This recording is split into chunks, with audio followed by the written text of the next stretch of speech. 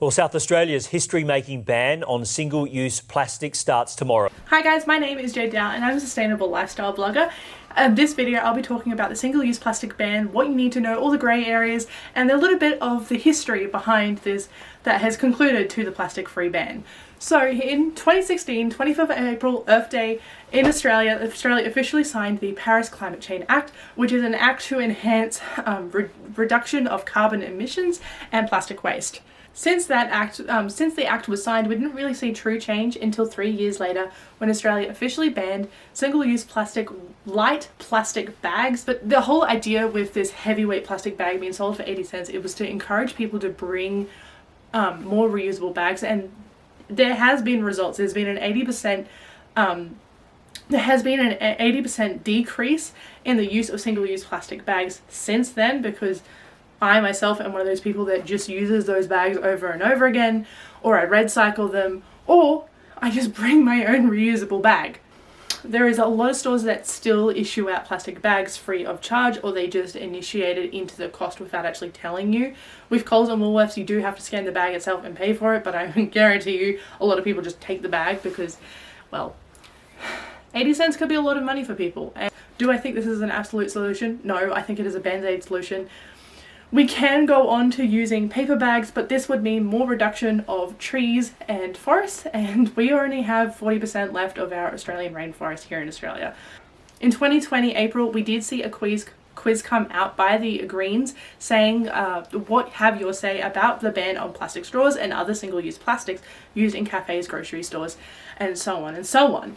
This was a great way, and around about an average of 90% agreed that we need to do better for our environment by removing single-use plastics, but also about 70% of people said that we need to make an exemption for those with disabilities and those with disabilities and those who need single-use plastics to better their lives, and I will get to that later on in the video, so stay tuned. So I understand that I am very privileged. I am a white person, so therefore I have a bit of an advantage when it comes to sustainability, and there is a thing called environmental racism, which I am not subject to, but those around me are, and I do not deny that that does happen. I will get onto that later on in the video, so please stay tuned. Don't worry, I am going to talk about the whole idea behind ableism, and yes, getting into it. So what is being banned? Single-use plastic straws, stirrers, plastic cups, styrofoam, my favourite, are they helium balloons?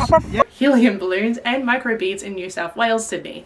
This is really great to hear, but also I want to ask the government, what do you mean by microbeads? The government has specifically said that microbeads used in lotions and facial washes, which is a tiny molecular bead specifically designed to be able to exfoliate your face, but the only issue is it causes more plastic in our oceans, and if I just quote, there'll be more plastic in our oceans by 2050 than there will be fish.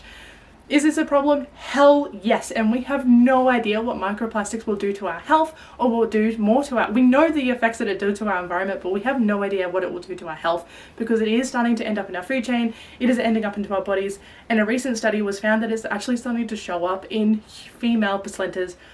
Sorry, I should correct myself, gender neutral terms here.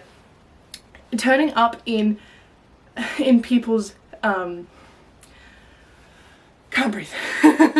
It is starting to turn up in people's placentas. So I'm saying placentas because even though this study was particularly done on 6 women, this is only a small study done, but how much more is it showing up in people's placentas or anyone who was able to give birth to their own children? Let alone that plastic is destroying our Great Barrier Reef, which has a lot more economical effects, which I'll go into in another video. Within the single-use plastics, we are starting to see a rise in single-use eco-friendly products. If you want me to go into detail in another video versus eco-friendly disposables to reusables, let me know in the comments. The government, if you're someone who is a social worker, works in a nursing home, someone who has a disability or needs plastic disposables to better your life, don't worry, the government definitely has put an initiative out that if you are someone who needs those single-use plastics, you will be able to have access to them through doctor hospitals, through pharmacies, through your doctors, but they haven't specifically said how you'll be able to get these single-use items, whether it be you need to get a doctor's note, a doctor's certificate, or even just entering a hospital, be like, hey, I'm someone who needs single-use plastics. Now, I'm going to give an example of why someone may need single-use plastics versus reusables because the government hasn't specifically said what you will need to be able to receive these single-use plastics, whether you just show up into a hospital and just say, hey, I need single-use plastics to better my life. But don't worry, I'm definitely not someone who the government has said that you need to plan ahead of time. If you're a social worker, if you need someone who needs single-use, if you are someone who needs single-use plastics, you need to plan ahead of time. The government hasn't really specified how you'll be able to receive these items, just only the facilities that you can get. And I'll have everything in the link in the bio just so you can check them out for yourself. And if there is anything in the miss I have missed, please let me know in the comments below. Let me know what you guys think about the single-use plastic bans. I would love to hear it. I would love to hear what you guys think in the comments below. The grey areas with the single-use plastic ban. For someone who is in need of single-use plastics, or restaurants have gone completely turned to reusable or like a circular reusable option, such as Green Cafe, which I have talked about in my previous episode, where I talk about eco-friendly apps that you need to download or to better your life or making more sustainable eco-friendly choices. If restaurants are to turn to a circular reusable option, this can be a really huge issue for someone with allergies. Now, the best allergy that I can think of is peanuts. Not the best allergy, sorry. The allergy that I think of that is most common in this world is peanuts. If you're someone who is anaphylactic to peanuts, you can get an anaphylactic reaction from eating a chocolate bar that doesn't have any peanuts in it, but there is one small trace of peanut that can give you an anaphylactic reaction.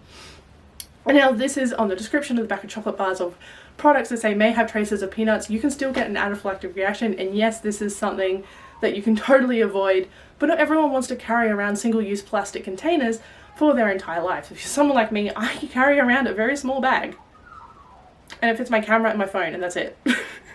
So I have a lot of action. Now, if restaurants only go to reusables, which, yay, that is so good, there is also the risk that they do not wash those reusables properly and efficiently so that someone with a peanut allergen or any kind of allergen doesn't get an anaphylactic reaction. So therefore, disposables would be most profitable and therefore disposables would be so much better for your life because you're diminishing that risk, or you're bringing your own reusables. But then within the kitchen, you also have the problem of utensils, and say like cooking spoons may have traces of peanut, therefore it goes into your food, and bing bada boom, you have an anaphylactic reaction. So there is no real way that you can protect yourself from an anaphylactic reaction. There is no proper way you can protect yourself from eating foods for religious reasons or anything like that. There is just no way. There is a huge grey area with the single-use plastic ban, and it does seem like the government is doing all it can. Do you think the government should do more for those who need single-use plastics? Let me know in the comments below, and I just want to leave you off with one thing. Let me know in the comments below what you guys think. Do you think the government needs to do a lot more for those with disabilities and those who need single-use plastics to benefit their lives? Do you think that they need to put in the info about how you can make... I definitely think that the government needs to put a statement out of how you can get access to these single-use plastics if you need them. And let me know what you guys think in the comments below. Don't forget to like, share and subscribe, and I'll see you all next week. Nature once determined how we survived. Now we determine how nature survives. Bye guys. I can never breathe in this. I cannot breathe. I don't know why today.